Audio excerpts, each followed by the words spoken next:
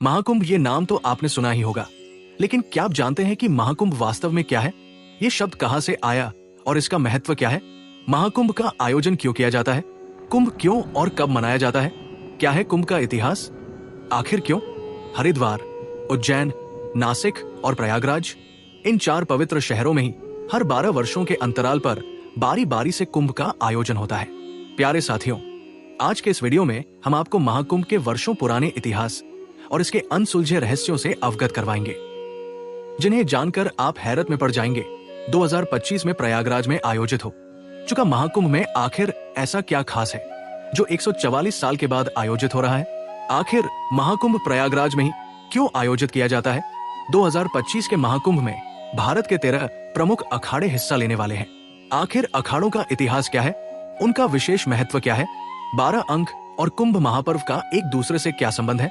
महाकुंभ का आयोजन प्रयागराज का त्रिवेणी संगम, जहां गंगा, यमुना और सरस्वती नदियों का संगम माना जाता है, लेकिन यहाँ केवल गंगा और यमुना ही दिखाई देती है। तो आखिर कलयुग में सरस्वती नदी अदृश्य क्यों हो गई? क्या ये केवल एक धार्मिक मान्यता है या इसके पीछे कोई गहराई से छिपा हुआ वैज्ञानिक रहस्य है? साथ ही साथ हम ये भी जानेंगे कि शाही स्नान क्या है, और सबसे रोचक बात यह है कि कुंभ के शाही स्नान का पहला अधिकार केवल नागा साधुओं को ही क्यों दिया जाता है, जबकि अन्य साधु संतों को उनके बाद स्नान करने का अवसर मिलता है। इस विशेष परंपरा के पीछे छिपा है एक अद्भुत इतिहास जो नागा साधुओं को इतना विशिष्ट और सम्माननीय बनाता है। तो साथियों, अपनी सांसों की पोटलियां थाम लो, क्योंकि इन सभी सवालों के जवाब और महाकुंभ के अनसुने रहस्यों की परतें आज हम इस वीडियो के माध्यम से आपके सामने खोलेंगे। तो जुड़े रहिए हमारे साथ वीडियो के अंत तक, क्योंकि महाकुंभ केवल एक मेला ही नहीं बल्कि आस्था, इतिहास और संस्कृति का संगम है। साथियों, कुंभ जो 12 वर्षों के अंतराल में होता है, लेकिन वही महाकुंभ जो 144 सालों में केवल एक बार आता है, और महाकुंभ का 144 वर्षों के बाद आना ये इसे बेहद ही विशेष बना देता है। महाकुंभ का आयोजन हर 12वें वर्ष होता है, लेकिन 144 वर्षों में एक बार विशेष ग्रह संयोग के कारण इसे महाकुंभ कहा जाता है।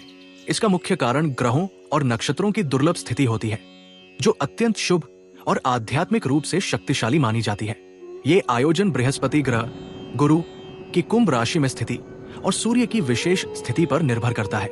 जब बृहस्पति कुंभ राशि में प्रवेश करता है और सूर्य मेष, सिंह या अन्य विशेष स्थितियों में होता है, तब कुंभ मेले का आयोजन किया जाता है।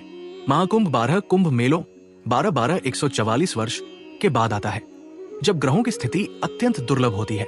इस दौरान बृहस्पति कुंभ राशि में स्थित होता है, सूर्य और चंद्रमा विशेष राशि संयोग में होते हैं। अन्य ग्रहों का ऐसा दुर्लभ योग बनता है जिससे इस स्नान का महत्व और प्रभाव 1000 गुना अधिक हो जाता है। महाकुंभ का आध्यात्मिक और वैज्ञानिक महत्व। आध्यात्मिक दृष्टि से महाकुंभ में स्नान करने से आध्यात्मिक ऊर्जा, मोक्ष प्राप्ति और चित्त शुद्धि होती है। वैज्ञानिक दृष्टि से ग्रहों और नक्षत्रों की ऊर्जा उस समय पृथ्वी पर अधिक सकारात्मक प्रभाव डालती है, जिससे शरीर और मन पर विशेष प्रभाव पड़ता है। इसी हिसाब से अगर हम अगले महाकुंभ की बात करें, तो अगला महाकुंभ मेला साल 2169 में ही आयोजित होगा। मतलब ये महाकुंभ हमारे जीवन का पहला और कलयुग का आखिरी महाकुंभ मेला है। साथियों, जरा सोचिए कि हम सभी कितने भाग्यशाली हैं, जो पिछले 2 पीढ़ियों के बाद हमें महाकुंभ देखने को मिल रहा है, और हम सभी इस महाकुंभ के साक्षी बन रहे हैं। और इसके बाद ये अवसर केवल हमारी आने वाली दूसरी पीढ़ी यानी कि शायद हमारे नाती पोते को ही मिल पाएगा। प्यारे साथियों, इस बार जो कुंभ मेला 13 जनवरी से प्रयागराज में आयोजित हो चुका है, वो कोई आम मेला नहीं, बल्कि 12 कुंभ मेलों के बाद होने वाला महाकुंभ मेला है। महाकुंभ जो केवल भारत में ही नहीं बल्कि पूरी पृथ्वी पर हिंदुत्व का सबसे पवित्र और विशाल पर्व माना जाता है। ये पर्व इतना भव्य और पवित्र है कि इसकी तुलना किसी अन्य आयोजन से नहीं की जा सकती। ये 2025 का इतना बड़ा पर्व है जितना ना पहले कभी हुआ है और ना आगे कभी बन पाएगा। भारतीय अंतरिक्ष एजेंसी इसरो का भी कहना है कि कुंभ मेला इतना विशाल और भव्य होता है कि अंतरिक्ष से भी देखा जा सकता है। यही नहीं, महाकुंभ के महत्व को इस बात से भी समझा जा सकता है कि 2017 में इसे यूनेस्को ने मानवता की मूर्त सांस्कृतिक विरासत की सूची में भी शामिल किया, जो इसके ऐतिहासिक और सांस्कृतिक महत्व को स्पष्ट रूप से दर्शाता है। साथियों, अब तक आपके मन में ये सवाल जरूर उठ चुका होगा कि ये इतना विशाल और प्राचीन आयोजन आखिर शुरू कहां से हुआ और इसके पीछे का इतिहास क्या है। क्या इसका उल्लेख भारतीय वेदों, पुराणों और धर्म ग्रंथों में मिलता है, या फिर इसके पीछे कोई और गहरी और रहस्यमय कहानी छिपी है? अगर बात की जाए कुंभ मेले के इतिहास की, तो कुंभ मेले का इतिहास प्राचीन काल से चला रहा है और इसे हजारों वर्षों पुराना माना जाता है। ये मेला सनातन धर्म के सबसे बड़े और पवित्र उत्सवों में से एक है। कुंभ मेले की शुरुआत और इसकी परंपरा को वैदिक काल और पुराणों में उल्लेखित समुद्र मंथन की कथा से जोड़ा जाता है। ऐतिहासिक रूप से देखा जाए तो कुंभ मेले की शुरुआत का कोई निश्चित काल नहीं है, लेकिन यह माना जाता है कि इसका आयोजन कम से कम 2000 से 3000 वर्ष पुराना है। अगर कुछ ऐतिहासिक साक्ष्यों की बात करें तो सबसे पहला साक्ष्य कुंभ के आयोजन को लेकर राजा हर्षवर्धन के राज्यकाल में देखने को मिलता है, जिसमें प्रसिद्ध चीनी यात्री वेनसांग ने अपनी भारत यात्रा का उल्लेख करते हुए कुंभ मेले का वर्णन किया है। उनकी भारत यात्रा 1400 वर्ष पुरानी मानी जाती है। वेनसांग ने उल्लेख किया है कि सम्राट हर्षवर्धन 706 से 747 ईस्वी में प्रयागराज में इस मेले का आयोजन करते थे।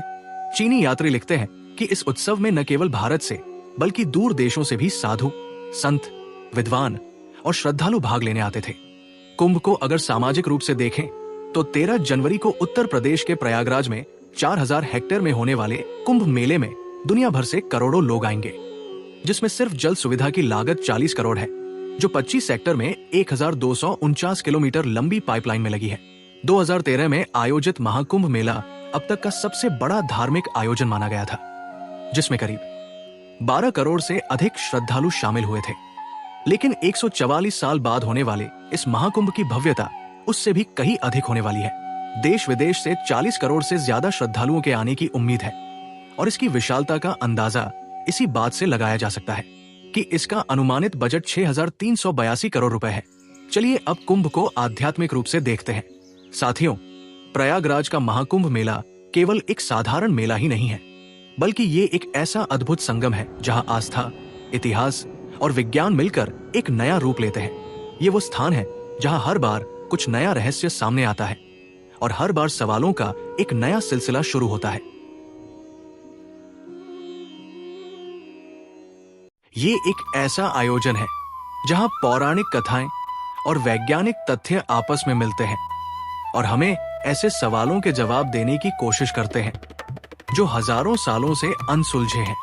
सनातन धर्म में कुंभ मेला एक अत्यंत महत्वपूर्ण पर्व माना गया है, जिसमें दुनिया भर से करोड़ों श्रद्धालु कुंभ संगम स्थल पर पवित्र स्नान करने के लिए एकत्रित होते हैं। भारत में कुंभ मेले की ये जो प्रथा चली आ रही है, ये सिर्फ कुछ दशक की नहीं है, बल्कि सैकड़ों हजारों साल पुरानी है। ऋग्वेद जैसे प्राचीन ग्रंथों में समुद्र मंथन की कहानियों तो है ही, साथ में इसमें पवित्र जगह प्रयाग में नहन पर्व मनाए जाने का उल्लेख मिलता है। ग्रंथों में इन पवित्र नदियों में स्नान करने के और अपने पाप धोने की प्रक्रिया को स्नान पर्व बताया गया है। साथियों, सिर्फ सनातन ग्रंथों में ही नहीं, बल्कि बुद्धिज्म के पवित्र ग्रंथ मध्यमा निकाय में भी भगवान गौतम बुद्ध ने इस कुंभ मेले के बारे में लिखा है। लेकिन उन्होंने इस ग्रंथ में इस परंपरा पर एक कटाक्ष किया था। उनका कहना था कि सिर्फ नदी में स्नान करने से आप अपने पापों से मुक्ति नहीं पा सकते। लेकिन कुंभ मेले को लेकर चाहे उनके जो भी विचार हो, लेकिन इस उल्लेख से ये बात तो पता चलती है कि उनके समय में भी कुंभ मेले की परंपरा मौजूद थी। इस पवित्र आयोजन में नागा साधु, अघोरी, मठाधीश, बड़े मंदिरों के संत, हिमालय में तपस्या कर रहे ऋषि, मुनि और हिंदुत्व के सभी रक्षक एकत्र होते हैं। ये महाकुंभ एक ऐतिहासिक और आध्यात्मिक आयोजन होने जा रहा है। प्यारे साथियों, सबसे पहले जानते हैं इस कुंभ मेले की शुरुआत क्यों हुई थी। साथियों, कुंभ संस्कृत का एक शब्द है जिसका अर्थ होता है कलश या घड़ा, जिसमें अमृत जैसे पवित्र तरल को रखा जाता है। अब सोचिए, अगर इसे महाकुंभ कहा जाता है तो वो घड़ा कितना विशाल और महत्वपूर्ण होगा। परंतु सवाल ये उठता है कि यदि कुंभ केवल पानी का घड़ा है, तो ये इतना बड़ा विश्व विख्यात त्योहार और विश्व प्रसिद्ध आयोजन कैसे बन गया। कुंभ मेले के इतिहास को समझने के लिए हमें पौराणिक कथाओं से परिचित होना पड़ेगा, जो इस पर्व की धार्मिक गहराई और सांस्कृतिक महत्व को उजागर करती है। आइए इस वीडियो में हम आपको महाकुंभ के आरंभ से लेकर आज तक की पूरी यात्रा के बारे में धार्मिक ग्रंथों के अनुसार समुद्र मंथन की पौराणिक कथा कुंभ मेले के शुरू होने का सबसे पुख्ता सबूत मानी जाती है। इस कथा को देवताओं और असुरों के बीच हुआ एक महान प्रयास माना जाता है। विष्णु पुराण के अनुसार एक बार इंद्रदेव ने महर्षि दूर्वासा को रास्ते में मिलने पर जब प्रणाम किया तो ऋषि दूर्वासा ने प्रसन्न होकर उन्हें अपनी माला दी, लेकिन इंद्र ने उस माला का आदर न करते हुए अपने हाथी के मस्तक पर डाल दिया। उनके हाथी ने माला को सूंड से घसीटकर पैरों से कुचल डाला। ये देखकर ऋषि दूर्वासा ने क्रोधित होकर इंद्रदेव को उनकी शक्ति और साम्राज्य नष्ट हो जाने का श्राप दे दिया, जिससे सभी देवता शक्तिहीन हो गए। फिर वे अपनी शक्तियां को हासिल करने के लिए भगवान ब्रह्मा और भगवान शिव की शरण में गए। तब भगवान शिव और ब्रह्मा जी ने उन्हें विष्णु भगवान से प्रार्थना करने की सलाह दी।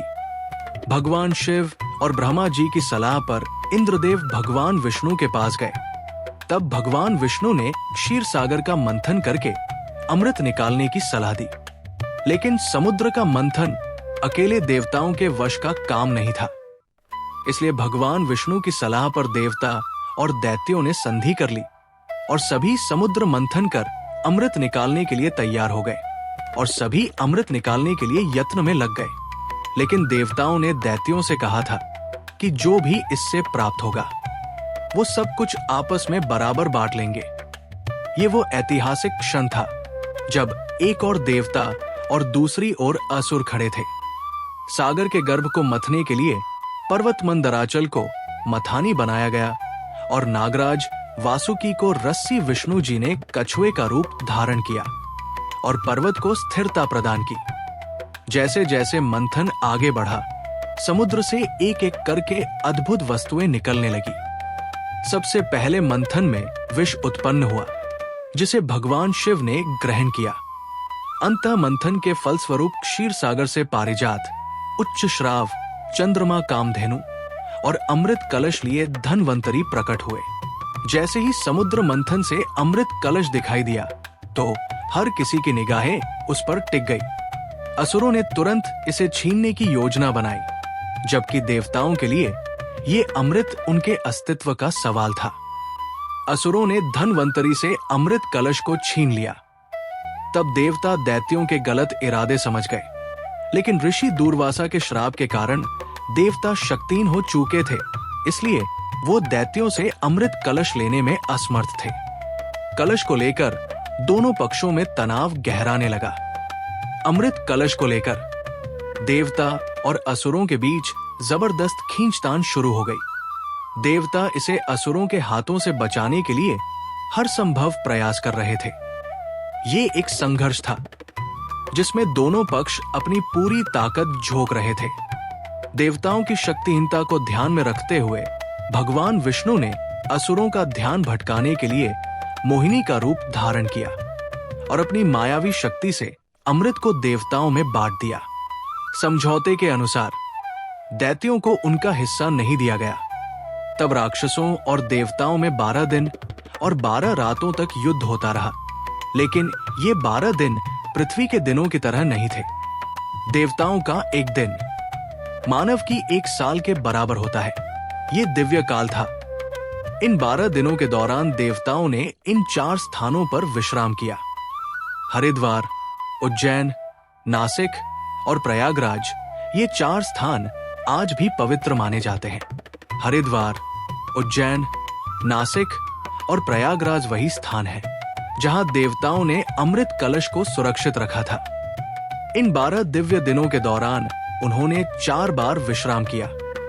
तभी से ये माना गया है कि इन स्थानों पर रहस्यमय शक्तियां हैं और इसलिए इन स्थानों पर प्राचीन काल से ही कुंभ मेला लगता आ रहा है। यही कारण है कि हर 12 साल में इन 4 स्थानों पर कुंभ का आयोजन होता है। लेकिन कहानी का सबसे अहम हिस्सा अभी बाकी है, जिसे जानना आपके लिए बेहद जरूरी है। श्रीमद् भागवत पुराण के सागर 6 प्रसंग में कुंभ विवरण के अनुसार सागर के 14 रत्न निकले थे। इनमें सबसे पहले हलाहल या कालकूट विष निकला। इस विष की ज्वाला इतनी तीव्र थी कि सभी देवता और दानव इससे जलने लगे थे।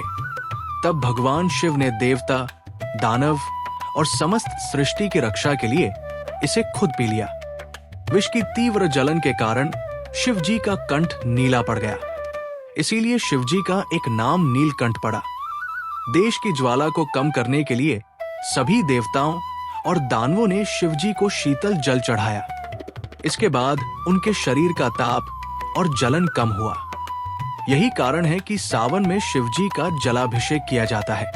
ऐसा कहा जाता है कि जब शिव जी ने समुद्र मंथन से निकले हलाहल विष को ग्रहण किया तो उसकी कुछ बूंदें धरती पर गिर गई। जिन घास की पत्तियों पर ये बूंदें गिरी उन्हें सांप ने चाट लिया, जिससे सांप की जीभ बीच से कट गई। वही कुछ विष की बूंदों को बिच्छू और अन्य विषैले जीवों ने भी ग्रहण कर लिया। इसी कारण ये जीव जहरीले हो गए। तो दोस्तों, ये था महाकुंभ के आध्यात्मिक और उसके रहस्यों से जुड़ा विवरण। इस प्रकार कुंभ मेला न केवल एक धार्मिक आयोजन है, बल्कि ये पौराणिक कथाओं, संस्कृति और आस्था का अद्भुत संगम है, जो प्रत्येक श्रद्धालु को इतिहास, विश्वास और प्राचीन परंपराओं से जोड़ता है। कुंभ मेले का आयोजन कहां पर और कब होगा, इसको लेकर एक ज्योतिषीय गणना होती है और उसी के आधार पर इसका आयोजन किया जाता है। 2025 में महाकुंभ का आयोजन प्रयागराज के अंदर ही किया जा रहा है। ये महाकुंभ 144 साल के बाद प्रयागराज में आयोजित हो रहा है। महाकुंभ का आयोजन 12 कुंभ मेलों के बाद होता है, जो प्रयागराज में 13 जनवरी से शुरू हो चुका है और 26 फरवरी तक चलेगा। पूरे 45 दिनों तक चलने वाले इस महाकुंभ में गृह काफी बदलाव देखने को मिलने वाला है, जिससे महाकुंभ में स्नान करने से कई गुना अधिक फल की प्राप्ति होती है। अब आप लोगों के मन में ये सवाल जरूर आ रहा होगा कि आखिर प्रयागराज में ही क्यों महाकुंभ का आयोजन होता है। प्रयागराज में लगने वाले महाकुंभ का महत्व अधिक माना गया है। दरअसल यहाँ 3 पवित्र नदियों गंगा, यमुना और सरस्वती का संगम है, जिस वजह से ये स्थान अन्य जगहों की तुलना में अधिक महत्वपूर्ण है। जानकारी के लिए बता दें कि सरस्वती नदी अदृश्य हो चुकी है, लेकिन ये इस धरती के धरातल में आज भी बहती है। संगम पर गंगा और यमुना का संगम तो साफ देखा जा सकता है, लेकिन सरस्वती नदी दिखाई नहीं देती। फिर भी इसे त्रिवेणी संगम कहा जाता है। ऐसी मान्यता है कि जो व्यक्ति इन तीनों नदियों के संगम में शाही स्नान करता है, उसे मोक्ष की प्राप्ति होती है। इसलिए प्रयागराज में इसका महत्व अधिक माना जाता है। अब सवाल ये उठता है कि सरस्वती नदी अदृश्य क्यों हो गई। इसके पीछे की वजह जानने के लिए हमें इतिहास और पौराणिक कथाओं में झांकना होगा। प्रयागराज के संगम तट पर हर साल लाखों श्रद्धालु गंगा, यमुना और अदृश्य सरस्वती के संगम में स्नान करने आते हैं। गंगा और यमुना को हर कोई देख सकता है, लेकिन सरस्वती नदी का पानी कभी दिखाई नहीं देता। ये नदी क्यों अदृश्य है, इसके पीछे एक पौराणिक कथा छिपी है। कथा के अनुसार बहुत समय पहले जब धरती पर ऋषि मुनि अपनी तपस्या में लीन रहते थे, सरस्वती नदी का प्रवाह हरियाली से भरपूर भूमि पर होता था। ये नदी ज्ञान, कला और संगीत की देवी सरस्वती का प्रतीक मानी जाती थी। सरस्वती का जल इतना पवित्र और दिव्य था कि इसके किनारे बैठकर तपस्या करने वाले ऋषि तुरंत सिद्धि प्राप्त कर लेते थे। एक बार कुछ असुरों ने सरस्वती नदी की इस दिव्यता को नष्ट करने की योजना बनाई। तब वे नदी के जल को दूषित करना चाहते थे, ताकि ऋषि मुनि अपनी तपस्या में सफल ना हो सके। असुरों ने सरस्वती के किनारे खून और विष फैलाना शुरू कर दिया। जब ये बात देवी सरस्वती को पता चली तो वे बहुत दुखी हुई। देवी सरस्वती ने ब्रह्मा जी से प्रार्थना की है, सृष्टिकर्ता, मेरा जल अब अपवित्र होता जा रहा है। असुर मेरी पवित्रता का हरण कर रहे हैं। कृपया मुझे एक ऐसा मार्ग दिखाएं जिससे मैं अपनी पवित्रता को बचा सकूं। ब्रह्मा जी ने प्रकट होकर सरस्वती जी से कहा है, सरस्वती, तुम अपनी दिव्यता को बचाने के लिए अदृश्य हो जाओ। पृथ्वी पर केवल वही लोग तुम्हें अनुभव कर सकेंगे जिनकी आत्मा शुद्ध और तपस्या गहन होगी। इसके बाद सरस्वती नदी ने स्वयं को अदृश्य कर लिया और उनका प्रवाह पृथ्वी के नीचे से होने लगा, जहां असुर उनका कुछ भी बिगाड़ नहीं सकते थे। माना जाता है कि प्रयागराज में जहां गंगा और यमुना का संगम होता है, वही अदृश्य सरस्वती का प्रवाह भी होता है। श्रद्धालु जब संगम में स्नान करते हैं तो उनकी आत्मा सरस्वती के अदृश्य जल से पवित्र हो जाती है। कई ऋषि और साधक कहते हैं कि उन्होंने ध्यान के दौरान सरस्वती के जल का स्पर्श अनुभव किया है। उनका कहना है कि ये जल सामान्य पानी से अधिक ठंडा और दिव्य लगता है। वैज्ञानिक शोध भी इस बात की पुष्टि करते हैं कि प्रयागराज में भूगर्भीय जल के बहाव में एक अलग धारा पाई गई है जो सरस्वती नदी हो सकती है। साथियों, अब जानते हैं कि शाही स्नान क्या है और शाही स्नान से नागा साधुओं का क्या संबंध है। दोस्तों, हमने महाकुंभ के इतिहास के बारे में तो जान लिया है। अब हम बात करते हैं महाकुंभ से जुड़े कुछ ऐसे रहस्यों की जिनके बारे में बहुत ही कम लोग जानते हैं। तो चलिए सबसे पहले हम बात करते हैं शाही स्नान से जुड़े रहस्य की। दोस्तों, शाही स्नान का मतलब है संगम में साधुओं और भक्तों का स्नान। भक्तों का मानना है कि इससे पुराने सभी पाप धुल जाते हैं और जन्म मृत्यु के चक्र से मोक्ष और मुक्ति का मार्ग प्रशस्त होता है। महाकुंभ में विभिन्न अखाड़ों से संबंध रखने वाले साधु संत शाही स्नान करने पहुंचते हैं। बोलचाल में इसे राजयोग स्नान भी कहा जाता है।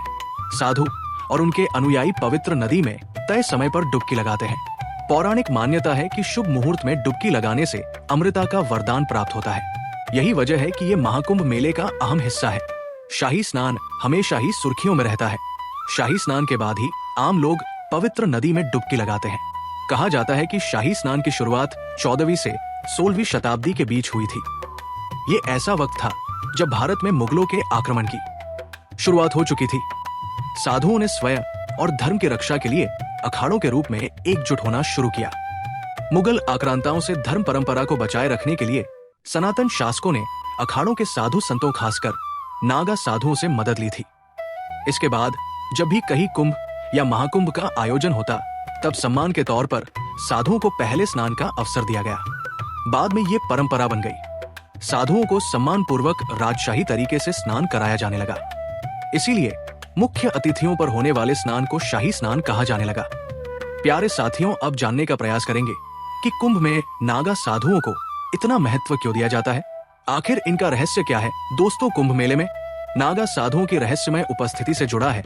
महाकुंभ मेला नागा साधुओं के लिए विशेष रूप से जाना जाता है। कुंभ में नागा साधुओं का इतना महत्व है कि इनके बिना कुंभ मेला अधूरा माना जाता है। ये साधु जो नग्न रहते हैं और तपस्वी जीवन जीते हैं, महाकुंभ में अपनी अलौकिक शक्तियां का प्रदर्शन करते हैं। लेकिन सोचने वाली बात तो ये है कि ये नागा साधु सिर्फ कुंभ मेले में ही दिखाई देते हैं और फिर अदृश्य हो जाते हैं। आखिर कहाँ चले जाते हैं ये नागा साधु और इनका कुंभ से क्या संबंध है। आखिर इनका क्या इतिहास रहा है और नागा साधु बनने की क्या प्रक्रिया होती है। इसके बारे में आपका जानना बेहद ही जरूरी है, क्योंकि शायद ही कुंभ मेले में दिखाई देने वाले नागा साधुओं के बलिदान के बारे में आप जानते होंगे। इसलिए हम नागा साधुओं की रहस्यमय दुनिया और कुंभ मेले से, इनके संबंध से अब आपको रूबरू करवाने जा रहे हैं। दोस्तों, जीतने ये नागा साधु दिखने में विचित्र लगते हैं, उतना ही इनका इतिहास भी विचित्र है। नागा साधुओं की उत्पत्ति को लेकर अलग अलग बातें सुनने को मिलती है। कुछ मानते हैं कि नागा साधुओं की उत्पत्ति भगवान विष्णु के अवतार दत्तात्रेय से जुड़ी हुई है।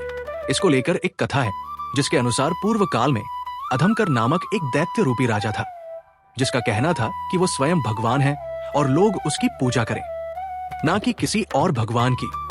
उसने पूरी पृथ्वी पर अपना आतंक मचा रखा था। तब भगवान दत्तात्रेय ने इस असुर राजा से मुक्ति दिलाने के लिए अपने शरीर पर एक दिव्य आभा का निर्माण किया, जिसमें लंबे केश और दाढ़ी के साथ मूंछ बदन पर एक भी कपड़ा नहीं और पूरे शरीर पर भगवान शिव की विभूति लपेटे हुए थे। गले में 11 मुखी रुद्राक्ष पहने और हाथ में त्रिशूल लिए एक साधु की उत्पत्ति हुई, जिसे लोगों ने नग्न साधु बुलाया। यही नग्न साधु आगे चलकर नागा साधु कहलाए। साथियों, नागा साधुओं की परंपरा केवल तप और साधना तक सीमित नहीं है, बल्कि इनकी भूमिका भारत की रक्षा और धर्म की रक्षा के लिए भी महत्वपूर्ण रही है। इतिहास में नागा साधुओं ने अपने बलिदान और वीरता के अद्भुत उदाहरण प्रस्तुत किए हैं। विदेशी आक्रमण की स्थिति में कई बार राजा महाराजाओं ने अखाड़ों के नागा साधुओं का सहयोग लिया है। इतिहास में ऐसे कई युद्ध का वर्णन मिलता है जिनमें 40,000 से ज्यादा नागा योद्धाओं ने भाग लिया था। यही वजह है कि नागा साधुओं को कुंभ में इतना महत्व दिया जाता है। साथियों, अब बात करते हैं उस अक्षय वट की जिसे अमर वृक्ष भी कहा जाता है। भारत की पौराणिक और धार्मिक परंपराओं का एक अत्यधिक महत्वपूर्ण हिस्सा है। ये वृक्ष प्रयागराज के पातालपुरी मंदिर में स्थित है, जो मुगल सम्राट अकबर के किले के अंदर स्थित है और इसे प्राचीन मंदिरों में एक प्रमुख स्थान प्राप्त है। अक्षय वट का विशेष महत्व है क्योंकि इसे कभी नष्ट नहीं होने वाला वृक्ष माना जाता है। पौराणिक कथाओं के अनुसार प्रयाग में स्नान के बाद जब तक अक्षय वट का पूजन एवं दर्शन नहीं किया जाता, तब तक पूर्ण लाभ नहीं मिलता। अक्षय वट का उल्लेख पुराणों में भी मिलता है। ये सृष्टि के विकास और प्रलय का साक्षी रहा है। इसके नाम से ही स्पष्ट है कि इसका कभी नाश नहीं होता। ह्वेनसांग ने अपने विवरण में लिखा कि प्रयागराज में एक देव मंदिर स्थित है, जिसके आंगन में एक विशाल वट वृक्ष है, जिसकी शाखाएं और पत्तियां दूर दूर तक फैली हुई है। पौराणिक और ऐतिहासिक प्रमाणों के अनुसार मोक्ष प्राप्ति के लिए श्रद्धालु इस वट की ऊंची डालों से कूद जाया करते थे। लेकिन मुगल सम्राट अकबर के शासनकाल के दौरान इस परंपरा में बदलाव आया। मुगल शासन ने इस परंपरा को समाप्त कर दिया और अक्षय वट के दर्शन पर भी प्रतिबंध लगा दिया। इसके बावजूद अक्षय वट को धार्मिक और ऐतिहासिक दृष्टि से अत्यधिक पूज्य माना जाता है। ये भी मान्यता है कि अक्षय वट के नीचे से अदृश्य सरस्वती नदी बहती है, जो इसकी दिव्यता को और अधिक बढ़ाती है। संगम स्नान के बाद अक्षय वट का दर्शन और पूजन करने से वंश वृद्धि से लेकर धन धान्य की संपूर्णता तक की मनोकामनाएं पूरी होती है। अब बात करते हैं अखाड़ों की। अखाड़ा का अर्थ है एक ऐसा समुदाय जो धार्मिक, आध्यात्मिक और सामाजिक कार्यों में सक्रिय होता है। ये अखाड़े सनातन धर्म के संतों और सन्यासियों के संगठन हैं, जिनका उद्देश्य वेद, उपनिषद और धार्मिक अनुशासन का पालन करते हुए धर्म और संस्कृति का संवर्धन करना है।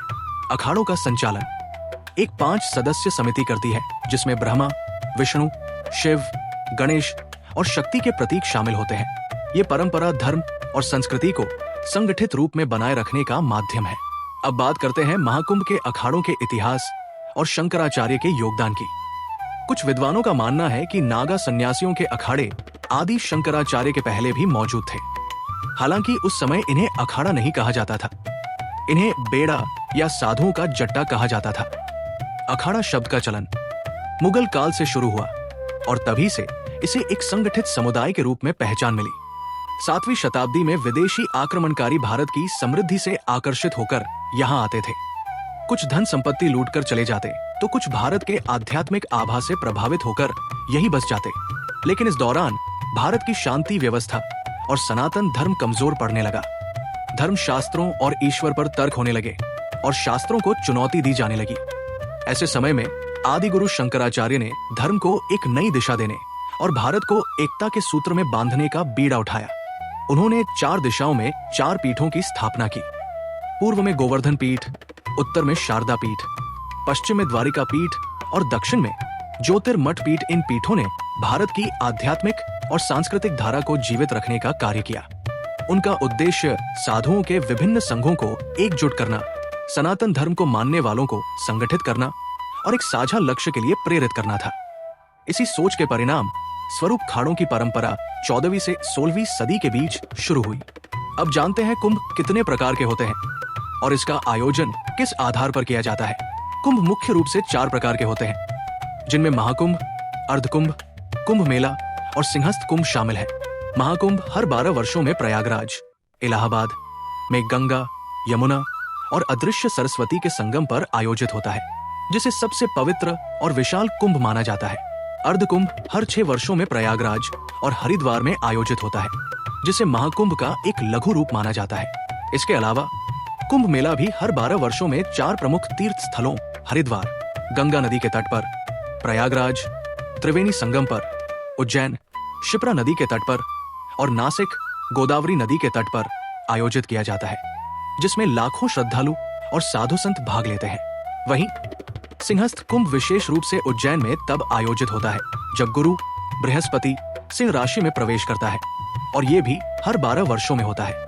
इन सभी कुंभ मेलों का धार्मिक और आध्यात्मिक महत्व अत्यंत गहरा होता है, क्योंकि ऐसा माना जाता है कि कुंभ में स्नान करने से सभी पापों से मुक्ति मिलती है और मोक्ष की प्राप्ति होती है।